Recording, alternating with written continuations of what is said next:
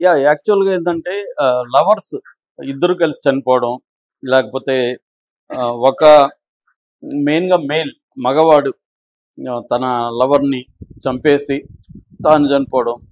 ఇవి చాలా సంఘటనలు మనం చాలా చెప్పుకున్నాం గూడా. మామూలుగా ఇలాంటివి ఎందుకు జరుగుతాయి? సైకలాజికల్ రీజన్స్ ఏంటి? సోషలాజికల్ రీజన్స్ ఏంటి?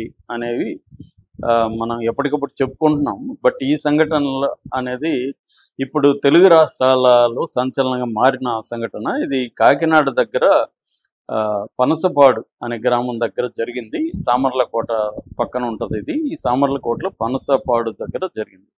యాక్చువల్‌గా ఎలా ఇది అన్‌ఫోల్డ్ అయిందంటే ఆహ్, అక్కడ పనసపాడు దగ్గర గొల్లప్రోలు అనే ఉంటది.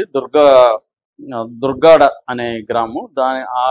దానికి సంబంధించిన ఒక అమ్మాయి 17 ఏళ్ల అమ్మాయి శవం ఈ పనసపాడు దగ్గర సుబ్రహ్మణ్యేశ్వర స్వామి టెంపుల్ ఉంది. ఆ టెంపుల్ పక్కన శవాన్ని లోకల్ ప్రజలు చూశారు. 17 చిన్నమ్మాయి.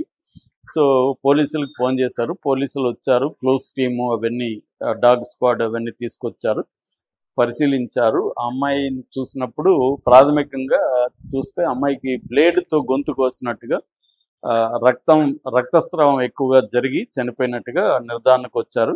దాని తర్వాత పోలీసులు దాని మీద ఇన్వెస్టిగేషన్ చేస్తున్నప్పుడు వాళ్ళకి ఇంకొక డెడ్ బాడీ గురించి తెలిసింది. అదేంటంటే అక్కడే దగ్గరలోనే రైల్వే గేట్ ఉంది. ఆ గేటు దగ్గర వాళ్ళకి ఈ డెడ్ బాడీ కనబడిందనమాట. ఆ కొమ్మూరి అశోక్ అనే అతను, గూడపర్తి రైల్వే గేట్ అంటారు.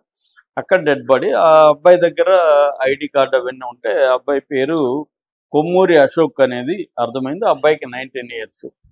సో, ఈ 2 డెడ్ బాడీస్ దొరికేసరికి వీళ్ళ రెండిటికి ఏమన్నా కనెక్షన్ ఉందా? లేకపోతే విడివిడి కేసులా? అతనేమో సూసైడ్ చేసుకున్నట్టుగా ఉంది. అతను. ఇక్కడ ఈ అమ్మాయి ఏమో హత్యకి గురైనట్టుగా ఉంది. ఈ మామూలుగా పోలీసులకు ఉన్న అనుభవం రీత్యా వాళ్ళకి డౌట్ వచ్చింది. ఇద్దరికి ఏమన్నా సంబంధం ఉందా అని. సో, వాళ్ళు మామూలుగా ఫోన్లు తీసుకొని చూస్తారు. ఇద్దరి ఫోన్ నెంబర్లు ఫోన్లు చెక్ చేస్తే వీళ్ళిద్దరూ అనేక సార్లు మాట్లాడుకుంటున్నట్టు ఫోన్లలో ఉంది. సో, ఇద్దరికి సంబంధం ఉంది. వీళ్ళిద్దరు లవర్స్ అనే విషయాన్ని పోలీసులు గుర్తించారు. దాని తర్వాత వాళ్ళ బంధువులకి, వాళ్ళ అమ్మ నాన్నకి కూడా ఇంటిమేట్ చేశారు. దాని తర్వాత తెలిసింది ఏంటంటే ఈ అబ్బాయి, ఈ అమ్మాయి లవర్స్ అని. వీళ్ళిద్దరిది కూడా గొల్లప్రోలు దగ్గర దుర్గాడ అనే ఊరని. ఈ అమ్మాయి 9th క్లాస్ చదువుకుంటున్నప్పటి నుంచి ఈ అబ్బాయి వెంటపడ్డం, ఆ తర్వాత అమ్మాయి కూడా లవ్లో పడ్డం, అలాగే వీళ్ళిద్దరి మధ్య లవ్ స్టోరీ నడుస్తుంది. అట్లాగే వీళ్ళిద్దరి మధ్య గొడవలు కూడా జరుగుతున్నాయి. ఈ క్రమంలో ఇప్పటివరకు పోలీసులు అందించిన సమాచారం మేరకు ఏంటంటే వీళ్ళిద్దరూ ఇక్కడ కలుసుకున్నారు ఈ పనసపాడు దగ్గర. అయితే వీళ్ళిద్దరి మధ్య గొడవలు అనేవి పెరిగాయి. ఆ అమ్మాయి ఇతని నుంచి దూరం అవడానికి ట్రై చేస్తుంది. ఇతనికి ఆ అమ్మాయిని దూరం అవడం ఇష్టం లేదు. అమ్మాయి తనకే కావాలి, కానీ ఆ అమ్మాయి దూరం అవుతుంది. దీన్ని భరించలేక అతను ఏం చేశాడంటే ఆ అమ్మాయిని చంపేసి తను చనిపోవడానికి నిశ్చయించుకొని ముందే బ్లేడ్ తెచ్చుకున్నాడు అతను. అంటే ఇది ప్రీమెడిటేటెడ్ మర్డర్ అంటారు. అంటే ముందే అప్పటికప్పుడు ఏదో ఆవేశంలో చంపింది కాదు. ముందే అతనికి ఈ ప్లాన్ ఉంది. ఆ ప్లాన్ ప్రకారం అమ్మాయిని ఇక్కడికి పిలిపించి, కొంత జనం తక్కువగా ఉన్న ఏరియాకి పిలిపించి అమ్మాయితో గొడవపడి బ్లేడ్తో కోసేసి తాను కూడా చనిపోవాలనేది అతనికి ప్లాన్ ఉంది ముందే. ఆ ప్లాన్ ప్రకారం ఈ అమ్మాయిని ఇక్కడికి రప్పించాడు. అక్కడ మళ్ళీ వీళ్ళిద్దరి మధ్య వాగ్వాదం జరిగింది, గొడవ జరిగింది.